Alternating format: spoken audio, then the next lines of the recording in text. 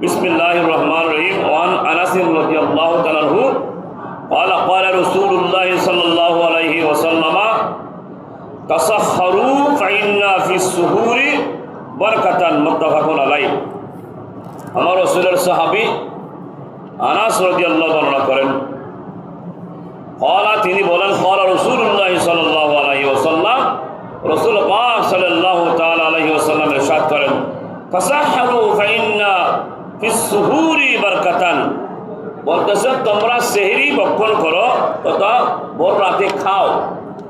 আমার রাসূল বলেছেন ফিস সুহুরি বারাকাতান, কেননা সেহরি খাওয়ার মধ্যম হচ্ছে ওই খাবার মধ্যে বরকত রয়েছে। সুবহানাল্লাহ, মুত্তাফাকুন আলাইহি। এই হাদিস শরীফ বুখারী এবং মুসলিম শরীফের হাদিস শরীফ।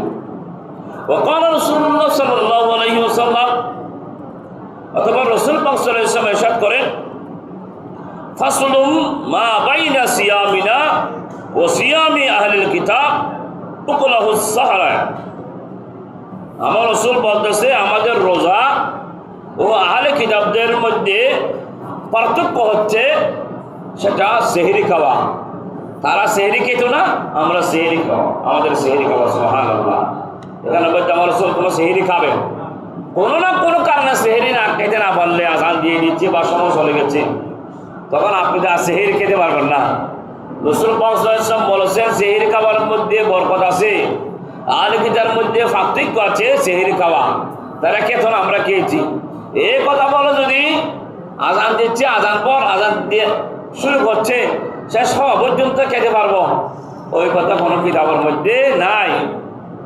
মনে রাখবেন, আরও কতগুলো আমাদের এই ভাষা বলে অন্ধকারের মধ্যে যতক্ষণ পর্যন্ত শরীরের লোম দেখা যাবে না ততক্ষণ পর্যন্ত খেতে পারবে, এগুলো একদম বানোয়ার, খবরদার।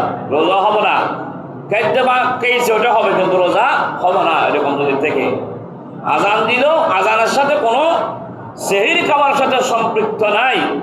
আজান দেওয়া হয় সময়ের পরে 10 মিনিট পর, সেহরির একটা সময়, আজানের একটা সময়, সেই জন্য সেহরির সময়